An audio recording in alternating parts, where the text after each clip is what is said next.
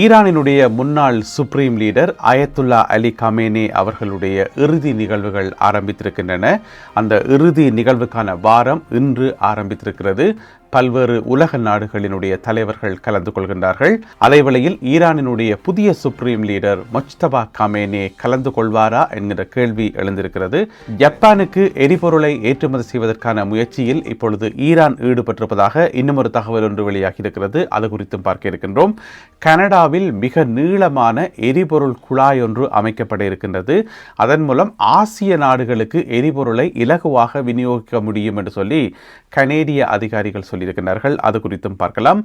பாகிஸ்தானில் இடம்பெற்ற பேருந்து விபத்தில் 40 பேர் கொல்லப்பட்டிருக்கிறார்கள். அது குறித்த மேலதிக விவரங்களையும், அதே போல அர்ஜென்டினா நாட்டிலிருந்து ஒரு சுவாரஸ்யமான செய்தி ஒன்று கிடைத்திருக்கிறது. அதாவது மனிதர்களே இல்லாமல் முற்றுமுழுதாக ஏஐ தொழில்நுட்பத்தை பயன்படுத்தி கடைகள், ரெஸ்டாரண்ட்ஸ், அதே போல கம்பெனிகளை நடத்துவது சம்பந்தமாக அர்ஜென்டினாவில் சில முக்கியமான தீர்மானங்கள் எடுக்கப்பட்டிருக்கின்றன.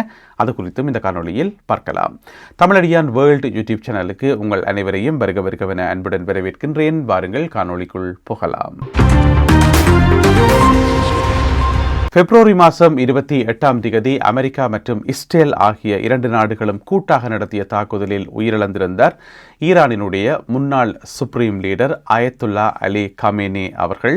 கிட்டத்தட்ட 3 மாதங்களுக்கு பிறகு அவருக்கான இறுதி நிகழ்வுகள் இப்பொழுது நடக்க ஆரம்பித்திருக்கின்றன.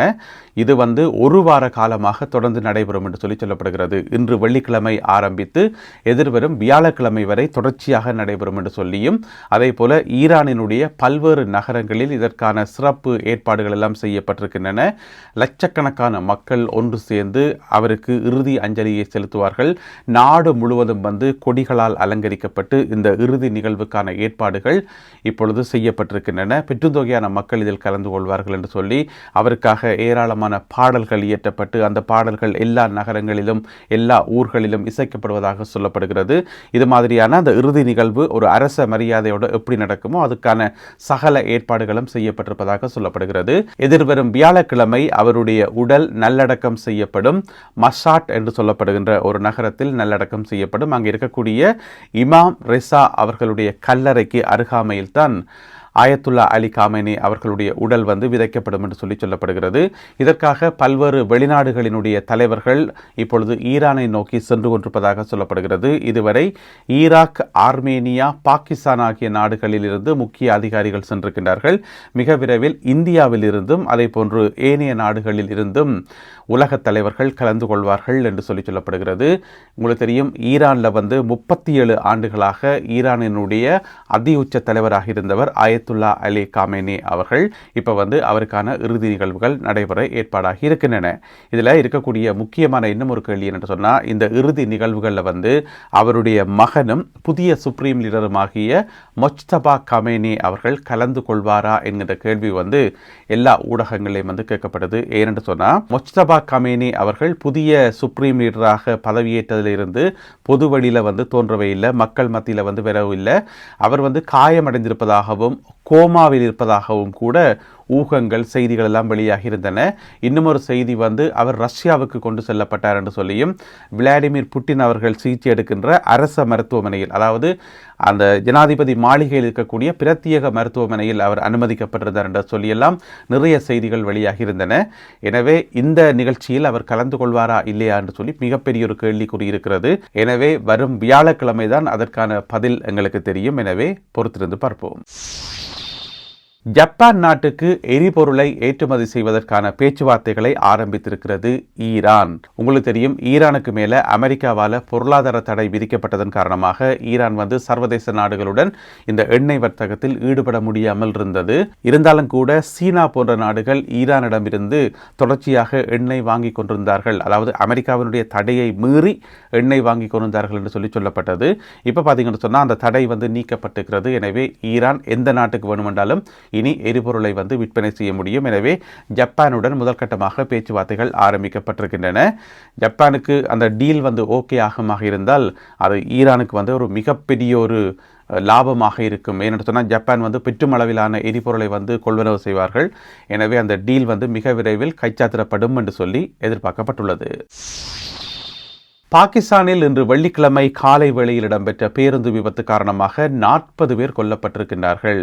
அதாவது பாகிஸ்தானினுடைய தென்மேற்கு பகுதியில் ஒரு மாகாணம் பலோச்சிஸ்தான் மாகாணம் என்று சொல்லி அது முழுக்க முழுக்க ஒரு மலை நாடு, மலைகளால் சூழப்பட்ட ஒரு பகுதி. அங்கே இருந்து இஸ்லாமாபாத் நோக்கி ஒரு பேருந்து ஒன்று போய் கொண்டு வந்திருக்குது, நிறைய பேரை ஏற்றி கொண்டு. அந்த பேருந்து கட்டுப்பாட்டை இழந்து மிக ஆழமான ஒரு பள்ளத்தில் பாய்ந்ததன் காரணமாக 40 பேர் கொல்லப்பட்டிருக்கின்றார்கள். 8 பேர் படுகாயமடைந்து மருத்துவமனையில் அனுமதிக்கப்பட்டிருக்கின்றார்கள். என்ன பிரச்சனை என்று சொன்னால், அந்த மீட்பு பணிகளை செய்கிறதே மிகப்பெரிய சவாலாக இருந்தது என்று சொல்லி, ஏனென்று சொன்னால் மிக ஆழமான பள்ளத்தில் விழுந்தபடியால் அந்த மலைப்பகுதிக்கு உடனடியாக மீட்பு குழுவினர் போய் சேரவே நிறைய டைம் எடுத்து என்று சொல்லி, அதனால தான் இந்த உயிரிழப்புகள் இன்னும் அதிகரிக்க வேண்டி வந்தது. 40 வரைக்கும் வர வேண்டி வந்ததுக்கான காரணம் மீட்பு பணிகள் தாமதித்ததுதான் என்று சொல்லப்படுகிறது. இருந்த போதிலும் கூட இது சம்பந்தப்பட்ட விசாரணைகள் பாகிஸ்தான் போலீசாரினால் ஆரம்பிக்கப்பட்டுள்ளன. மொனாக்கோ நாட்டில் அண்மையில் ஒரு குண்டுவெடிப்பு சம்பவம் ஒன்று பதிவாகியிருந்தது. அங்கே இருக்கக்கூடிய மிகப்பெரிய ஒரு மல்டி மில்லியனர், ஒரு பெரிய ஒரு பணக்காரர், யுக்ரேனிய பணக்காரரை இலக்கு வைத்து அவர் காரை விட்டு இறங்கி தன்னுடைய வீட்டை நோக்கி போகும்போது அந்த வீட்டு வாசலில் ஒரு பார்சல் வெடிகுண்டு ஒன்று திடீரென்று வெடித்ததன் காரணமாக அவரும் அவருடைய மனைவியும் 13 வயதுடைய அவர்களுடைய மகனும் காயமடைந்திருந்தார்கள். அவர்கள் இப்பொழுது மருத்துவமனையில் சிகிச்சை பெற்று வருகின்றார்கள். அப்போ யுக்ரேனிய பெரிய கோடீஸ்வரரை இலக்கு வைத்து இந்த தாக்குதலை நடத்தியது யார் என்று சொல்லி மிகப்பெரிய கேள்வி குறிந்தது. இவர் யுக்ரைனிலேயே தேடப்படுகின்ற ஒரு நபர் என்று சொல்லப்படுது. என்று சொன்னால் யுக்ரைனை விட்டு இவர் ஓடி வந்தவர் என்று சொல்லி, ஏனென்றால் யுக்ரைனிய அரசாங்கத்தால் சில நடவடிக்கைகள் எடுக்கப்படும் என்று சொல்லி இவர் ரஷ்யாவுடன் நெருங்கி செயல்பட்டார் என்கின்ற ஒரு குற்றச்சாட்டின் அடிப்படையில் இப்போ பார்த்தீங்கன்னு சொன்னால் அந்த சிசிடிவி காட்சிகளின் அடிப்படையில் ஒரு ஆள் குண்டை வச்சுட்டு அங்கேருந்து தப்பி ஓடுறது பதிவாகிட்டது. தப்பி பிரான்ஸுக்குள்ளே ஓடிட்டார். அப்போ தேடுதல் வட்டம் நடக்குது. இப்போ சர்வதேச போலீஸ் ரெட் நோட்டீஸ் விடுத்திருக்கிறது அந்த சம்பந்தப்பட்ட நபரை கைது செய்யறதுக்கு. ஆனால் இப்போதான் ஒரு அதிர்ச்சியூட்டும் தகவல் ஒன்று வெளியாகி இருக்கிறது. அதை என்று சொன்னால், அந்த குண்டை வைத்துட்டு ஓடின அந்த நபர் இருக்காரு தானே, அதாவது சிசிடிவியில் பார்க்கும்போது அவர் ஒரு ஆண் போல இருந்தவர். பிறகுதான் செக் பண்ணி பார்த்தா அது ஒரு பெண் என்று சொல்லி தெரிய வந்திருக்கிறது. ஆண் வேடம் அணிந்து வந்த ஒரு பெண் என்று சொல்லி இப்போ நீங்கள் படத்தில் பார்க்குற இவாதான். எனவே இந்த 39 வயதுடைய இந்த பெண்ணினுடைய பேர் அனஸ்தாசியா என்று சொல்லப்படுகிறது. விசாரணைகள் தொடர்ந்து இடம்பெற்று வருகின்றன. கனடாவில் மிக நீளமான எரிபொருள் குழாய் ஒன்று அமைக்கப்பட இருக்கின்றது. எதிர்வரும் 2027 ஆண்டிலிருந்து அந்த அமைப்பு பணிகள் ஆரம்பிக்கப்பட இருக்கின்றன. அதற்கான ஒப்புதல் வழங்கப்பட்டிருக்கிறது. அதற்கான நிதி ஒதுக்கப்பட்டிருக்கிறது. இது எங்கிருந்து ஆரம்பிக்குது என்று சொன்னால், கனடாவினுடைய அல்பர்டா மாகாணத்தில் இருந்து. ஏனென்று சொன்னால், கனடாவில் அல்பர்டா மாகாணம் இந்த எரிபொருள் உற்பத்திக்கு மிக முக்கியமான ஒரு மாகாணம். அங்கே ஏராளமான மசகு எண்ணெய், குருடோயில் நிறைய இருக்குது.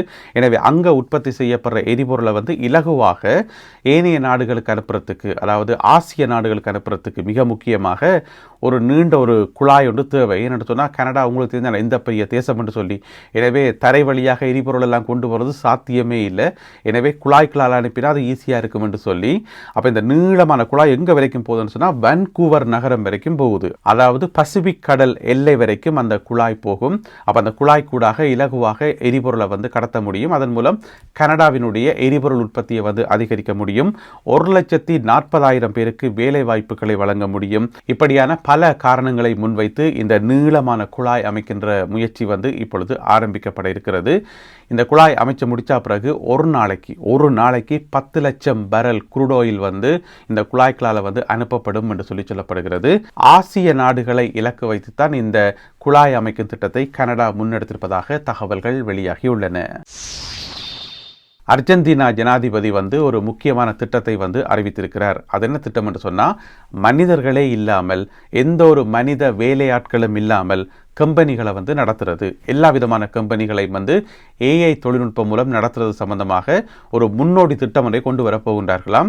இந்த முன்னோடி திட்டத்தில் ஏஐ கடைகள் இருக்கும். அதாவது நீங்கள் கடைக்கு போயிட்டு எட்டி பார்த்தீங்கன்னு சொன்னால் அங்கே யாருமே இருக்க மாட்டார்கள், பொருட்கள் மட்டும்தான் இருக்கும். ஏஐ தொழில்நுட்பத்தில் அந்த கடை இயங்கும்.